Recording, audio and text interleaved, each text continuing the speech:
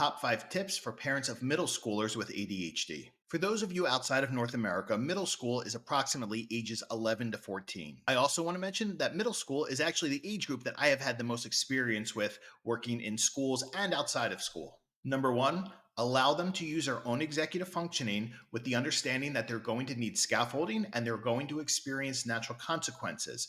It is really important that you stop acting as their executive functioning, because if you continue to act as your child's executive functioning, that can inhibit their executive function skill development during this period of really significant brain development. Here are some examples of what it looks like when parents act as their middle schoolers' executive functioning. The first one would be when parents check the homework portal for their child's school and tell their child what they have for homework instead of allowing their child to figure out what they have for homework. Another example I often see is when parents are arranging get-togethers for their middle schooler. I want you to understand that it is no longer age appropriate for you to be reaching out to your child's friend's parents to coordinate a get-together. Your child needs to reach out to their friend, and then you can talk to the parent to talk about any driving logistics or whatever needs to be discussed. The other thing I want you to understand about this, when you reach out to one of your child's friend's parents to arrange a get-together, well, that parent might say to their child, "Hey, Ryan's dad reached out to me because he wants you to come over." So the other child might think, why are they doing that? Because kids our age don't do that. But here's the really important thing. If you reach out to one of your child's friend's parents,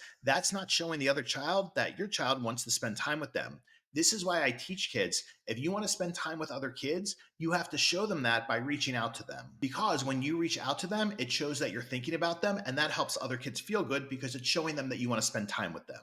Number two, teach age-appropriate independent skills with scaffolding and gradual release of responsibility. If you're wondering, how do I find out what independent skills my child should be doing at this age, you can look up online a list of independent skills by age. Now, parents often ask me, well, shouldn't my child be behind in this because of their executive function challenges?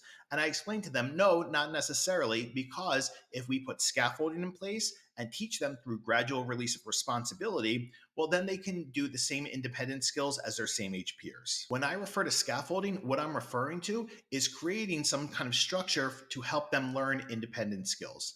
I teach strategies for this in Executive Function Crash Course, which is part of the ADHD Dude membership site.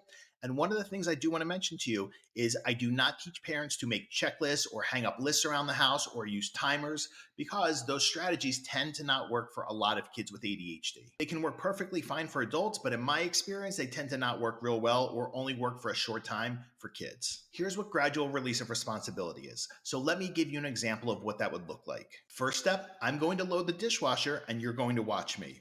Second step, we're going to load the dishwasher together. Third step, you're going to load the dishwasher and I'm only going to say anything if I need to. Fourth step, you now load the dishwasher without my supervision.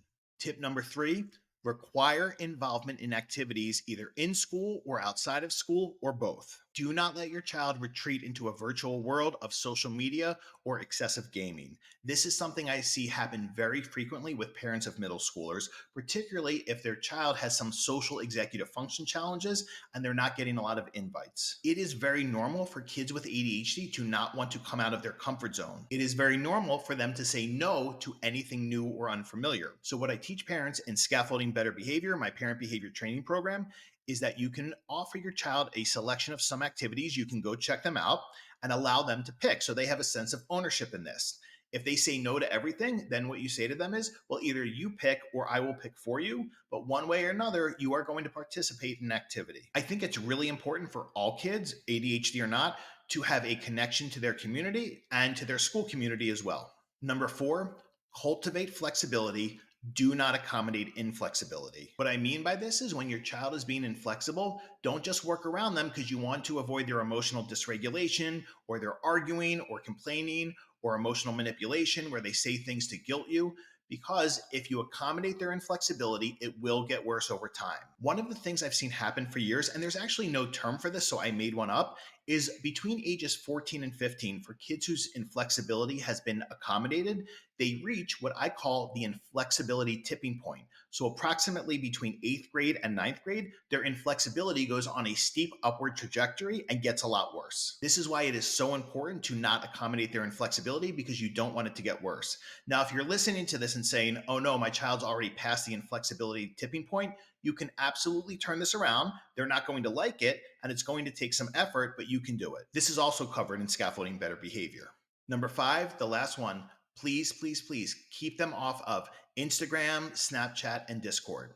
I believe that kids should not have social media until they're 16, which is aligned with Jonathan Haidt's newest book, The Anxious Generation. Now, please understand, I am not saying that your child can't have a phone. They can have a phone, and you could add apps or games when they can handle them. However, I don't think that they should have certain social media until they're at least 16, because the evidence is showing that social media can be really detrimental to their mental health, and it is causing a great deal of anxiety and depression. Not to mention, it's also causing a great deal of loneliness, both in boys and girls. What the research is showing is that social media definitely affects girls more, because girls tend to be on social media more, where boys tend to be more on YouTube and their gaming. I created a downloadable PDF for parents to understand how they can gradually give their child more responsibility with a phone, and that is available in the downloadable section of the ADHD Dude membership site. So if you have a middle schooler, please know that your child is going to grow and change more during this period than any other time in their life, and enjoy it, because it's going to go really quick. Trust me, I know from experience. Thanks for watching, and I'll speak to you soon. Take care.